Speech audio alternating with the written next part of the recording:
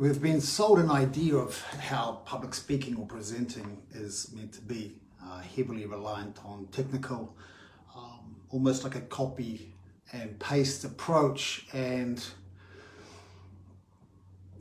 it is my belief, or my intuitive nature, or just my progressive nature, that feels that this has come to a point where it's time to change. We're heavily in a time of information, where we share information, and sharing information as a speaker or on stage, for me, is very level one. Information is readily available. You don't need to leave your home. I love leaving my home, but some people don't. You don't have to leave your home. You can search for it on Google. You can search for it or join up to newsletters. You can get this information, YouTube, you name it.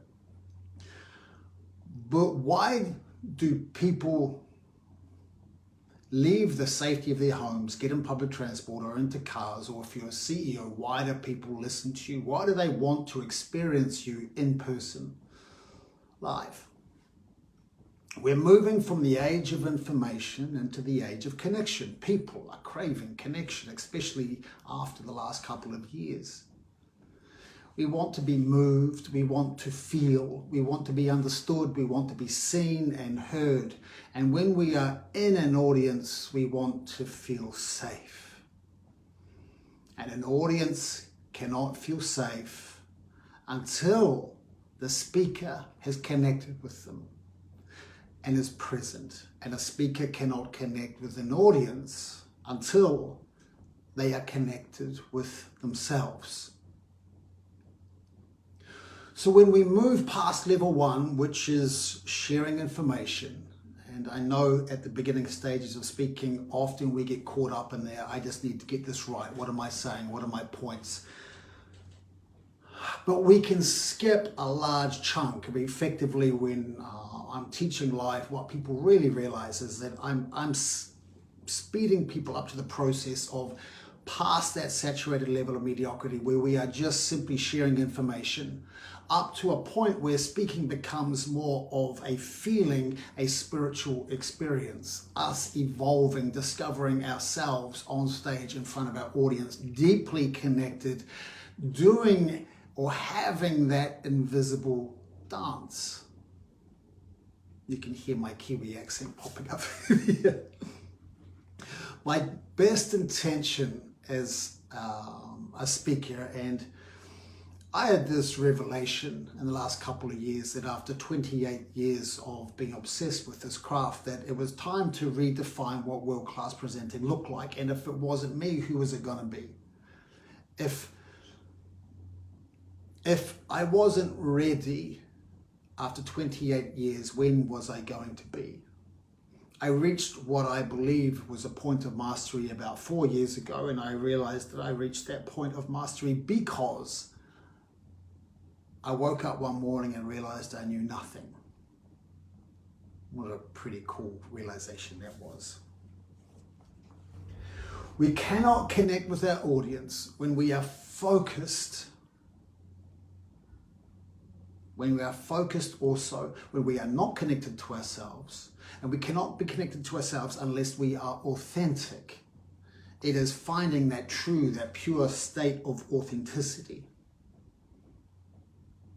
So when we go on stage or onto camera and we are projecting our idea of likable, that gap, the projection is what is separating us, the disparity between our audience and ourselves.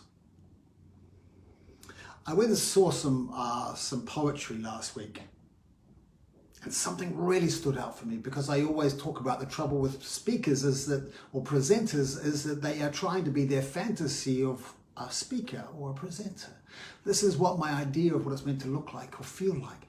But the reality is, it's just you, the essence of you, sharing your wisdom as you would today. Because who you are today in this moment is what just be you really means. And just as a speaker projects their idea of what a speaker looks like, a poet, I noticed these poets projecting their idea of what a poet was meant to look and sound like. And of course, it ends up with all these poets sounding the same, feeling the same, but their dialogue obviously changes. But the dialogue gets lost because you're watching the same thing over and over again. But what you really want is to see them. Them. Who are you? I can't see you. I can't feel you. I'm not connected to you. I can see your lips moving, but I've tuned out. And then I remember one, he was fabulous. I think his name was Warren. And he was a grizzled old poet. He did what only Warren could do. He delivered his piece. He didn't care about the delivery of a poet. He didn't care about looking like a poet. He just was. And if you just are, it is. A presenter falls into the trap of trying to present. The CEO falls into the trap of trying to present or share information with their executive team or their staff like a CEO to staff, instead of just being them, sharing that information. And when you do that, where there is the disparity between you and your audience, and you fall into the case of indicating, trying to show your audience who you are, there's no connection. And if there's no connection, there's no rapport. If there's no connection, your audience won't feel safe. And if there's no connection, that really deep level of connection, they won't follow you. They won't feel safe. They won't trust you. You won't build that rapport. They won't follow you.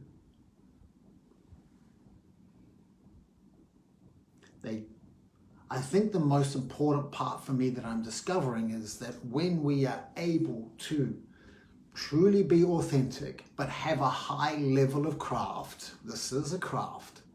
How do we use our voice? How do we make sure our points are nice and clear?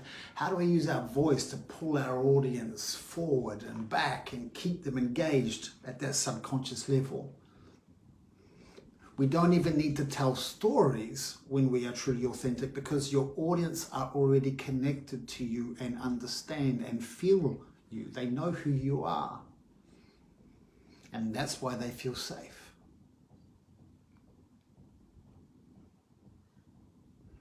When we are able to develop that level of authenticity, we get that level of connection because you've become present, you become magnetic.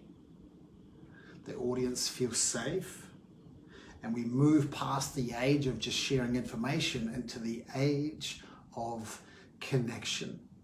And it is there that we can have that spiritual experience on stage.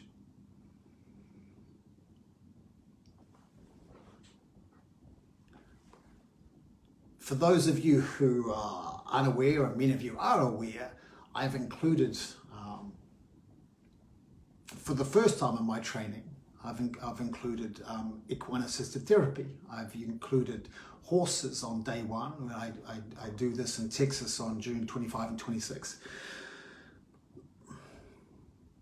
But using horses as a tool to help people truly understand what authenticity really means, because they reflect back to you exactly how you're being. They are very connected beings, animals. They thrive on connection. And doesn't that sound like a speaker? And when you learn that, and they can teach that beyond my capabilities, because I learn from them and take that into the rooms when I speak. And once you've felt that, you can never go back, because your heart will always know the difference.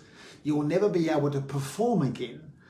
You will always fall back to pure authenticity. There is no wrong or right state to present from. There is only you. Just be you now.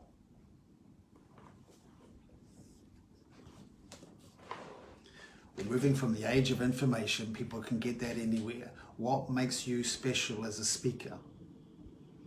Why will people be engaged with you? Why will they connect with you? Why will they trust you and follow you and build and have a rapport with you?